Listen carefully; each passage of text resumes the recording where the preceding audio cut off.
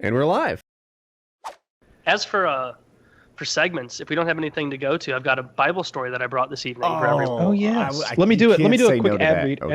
and then just barrel right on into this this Bible story. I'm looking forward to it. Anyway, talking about prudent things, Kyle.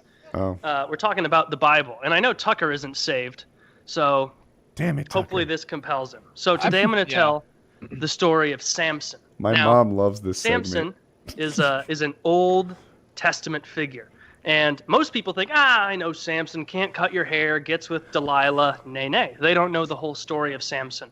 And strong man. It's longer, but there aren't necessarily more lessons. You got to look for them.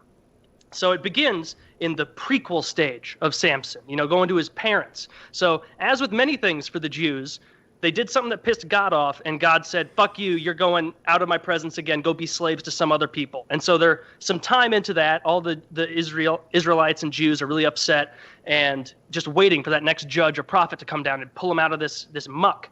And so one day, this guy named, the fuck was his name? Manoah. We're going to call him Mano from now on for short. Mano and his wife were just a random poor couple of Jews, very poor Israelites, and one day an angel came down in angel form to Mano's wife and said, hey, you're about to give birth to someone who's going to totally change the direction of this tribe. And she's like, oh, that's awesome. And he says, yeah, it is. Now, all you got to do is make sure you don't smoke, don't drink, don't eat any grapes, nothing fermented, no mixed fabrics. You're a Jew, you know the rules. She goes, yeah, I know. I got it all planned out. Just don't do any of that, and then you'll have a son, and he's going to do some fantastic things. Angel poofs away.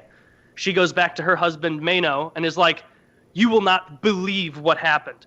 And I'm going to read in the NIV Bible, the New International Version. This is exactly what she says, and I'm going to say it in Trump's voice because it makes sense. A man of God came to me. He looked like an angel of God. Very awesome. That's what she said in the Bible. She goes up, says it was very awesome, and the husband goes, oh my God, so all you got to do is not drink or smoke or anything, and then this kid's going to come out good? She goes, yeah. He goes, all right, well, what do we do afterward? When the kid's here, how do we raise him then? She goes, oh, I didn't ask him that. Shit. Should we call him back? It's like an angel. You can't call him back.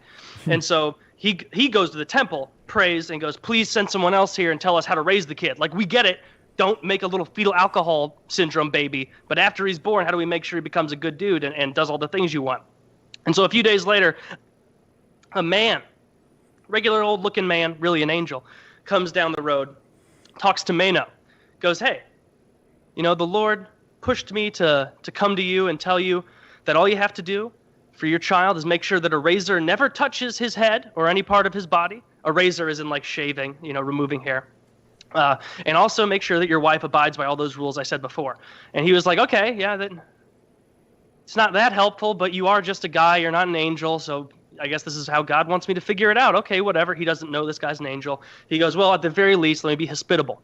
Stay with me for dinner. And the angel, who's not letting on, goes, no, I don't want to stay for dinner. He goes, I insist. You must stay for dinner. And the angel goes, if you're going to, or I have a goat. We'll kill the goat and we'll eat it together. He goes, I'm not going to stay for dinner, but if I do stay, as you're asking me, take that goat and sacrifice it to the Lord. And Mano is like, oh yeah, like this goat, my only goat. You want me to burn my own? Do you look around? We don't have a lot of goats. We've got one goat. This is our food for the next month. Can't be fucking our goats to death. Yeah, no, we have one goat. I was planning on eating this for a while, but yeah, I guess I'll just burn it. I'll just burn it for God. Because you're telling me to. Have you looked around my house? Have you looked around my one-bedroom, dirt floor, thatched roof house? Do you smell salmon in here? We don't have any fish. That's my wife's Bronze Age pussy you're smelling. It's horrible in here. We have nothing to eat, and you're asking me to sacrifice this goat and burn it to you. And so he goes, he burns the goat begrudgingly, and he also burns some grain with it because the Lord is notorious for needing a side. And after all that is burned, the guy just leaves. They're hungry. And 9 months later, out pops happy Samson, ready to take on the world. And as with most Bible stories, it doesn't talk about the childhood. It goes straight to the adulthood of the character. So now we're early 20s, pussy slaying Samson. He's got long hair like a rock star. And so he's Fabio. he's perfect. He's Fabio. Picture him like that, a little more matted and nasty, and a beard because you can't shave anywhere. And so he is. And no manscaping. Yeah, and so he is. Oh God. He's trolling around this city of Timna looking for Strange, and he comes across this lady, and he's totally infatuated with her. He fucking loves her. And so he goes back, but she's a Philistine. That's the problem. She's not Jewish. She's a Philistine. And they are very much in competition with each other right now, these two tribes. And the Philistines are much stronger and larger. And so it's not something you want to tango with. And so he goes back to his family, and he goes, hey, I found this woman. I want her as my wife. So I need you to go there and get her for me. Because that was back when women were treated appropriately as property instead of like having to pretend to care about what they say. And so now they go, the dad goes, oy vey, son, you're going to go and find someone who's not Jewish? My goodness. No, there's plenty of good women right around here. Look at Rachel. And he goes, Rachel, she looks like a fucking sundial with that schnoz. No, I'm not going for Rachel. I'm going for that Philistine woman, that sexy bitch right over there. And so the dad goes, okay, yeah, I'll back that. They all, he goes back to the family on the way, goes back to the woman's family he's interested in order to relay to her that, all right, wedding's on. And on the way, he's by himself. A lion leaps out of the brush, comes to attack him. The Lord imbues him with, that strength that he has from his hair, and he tears the lion apart. Like the way you would a goat was the example in the Bible, which apparently is like, you ready for goat? Like, no. And so he tore the lion apart, left it there, and miraculously, like, if I killed a lion, that would be in my Tinder bio, that would be in my Twitter bio, that would be my permanent Facebook status, it would be on my resume. Everyone would know. He didn't tell anyone. And it was weird because he was a braggadocious fella. And he continues on, tells his woman, hey, wedding's on, I got to go back to my people, grab my posse, my friend's family, and then we'll meet you back here, have the whole shindig. So he heads back, grabs his family, and as they're moving back towards the wedding party, which is they're going to the woman's place in the Philistinian territory, I don't know what it would be called. And on the way back, they see that same lion carcass. And the lion carcass is decomposed a bit. And there are bees swarming all around it. And so Samson, in what it can only be described as an insane person's maneuver, goes over to the hollowed out carcass of this lion where the bees are, dips his hands into the carcass, and retrieves 2 big old handfuls of honey.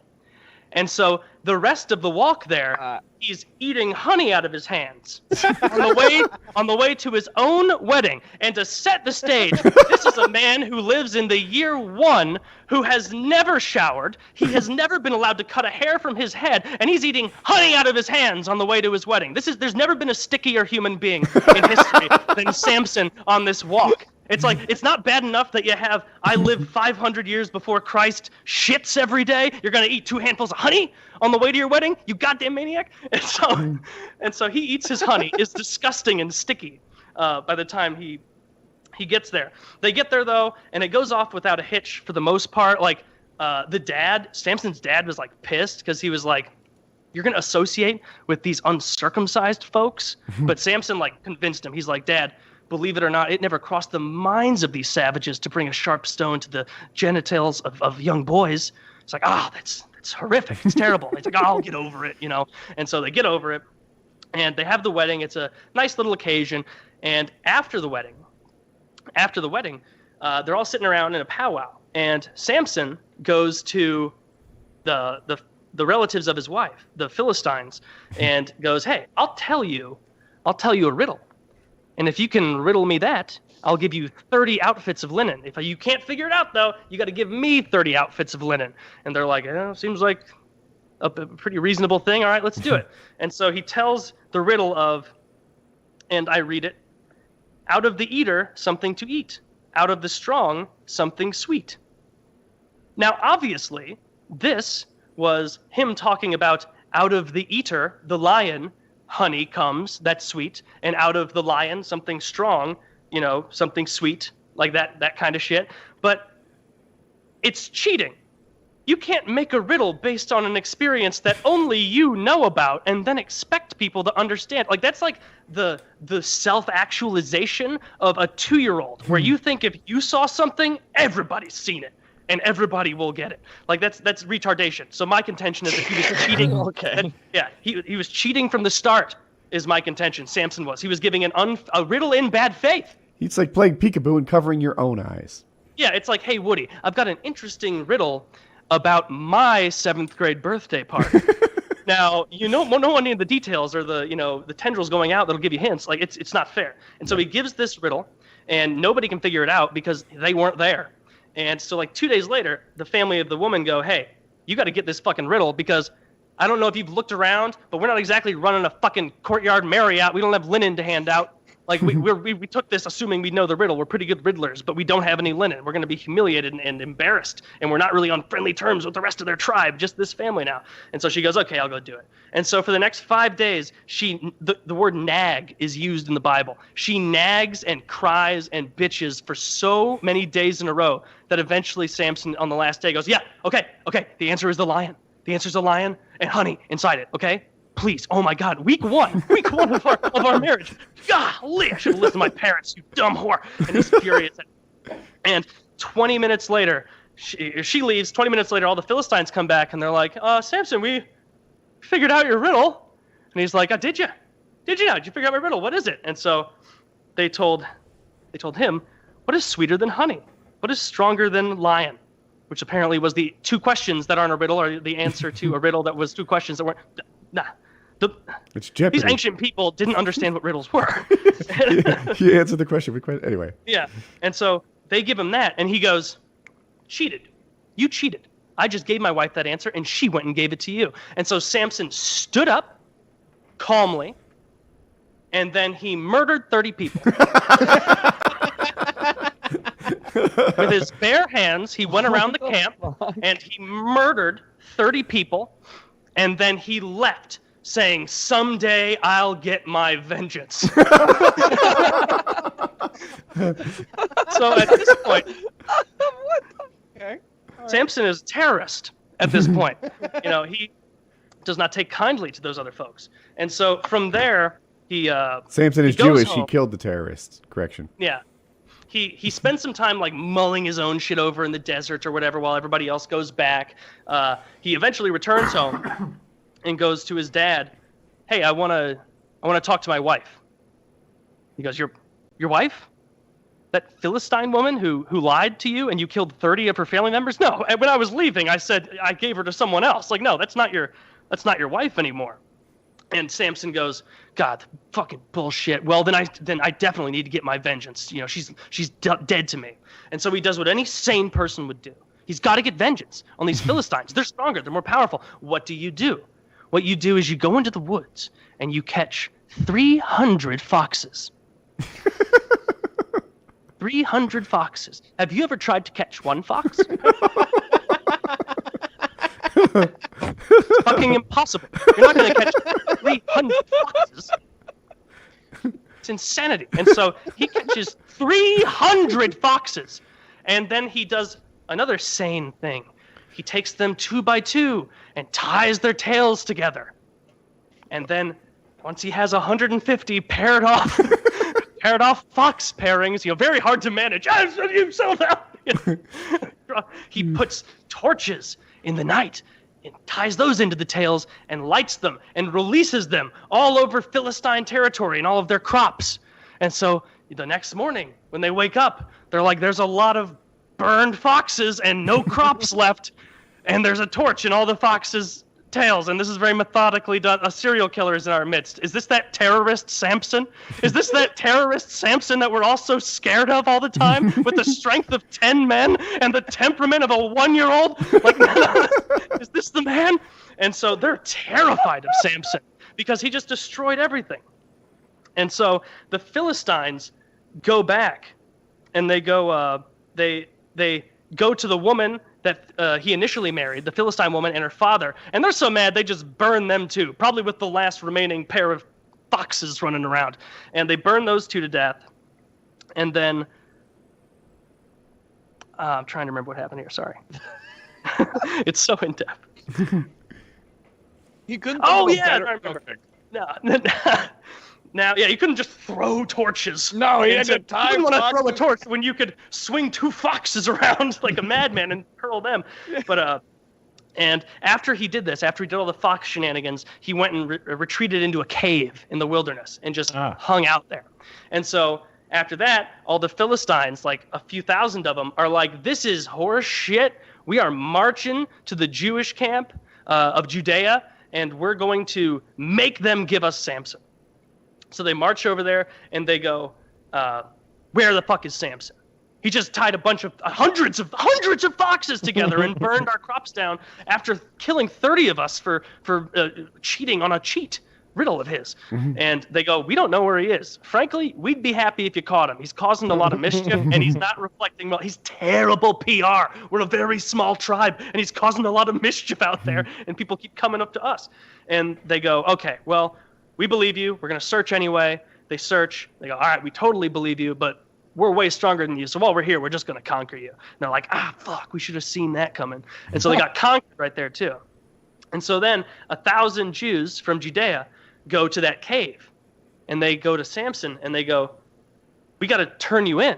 And Samson's like, you couldn't turn me in if you wanted to, but here, how about this? You tie me up, and you bring me back there to those thousands of guys, and you say, we got him. We got the guy for you. He's right here. And then I'll burst out of there.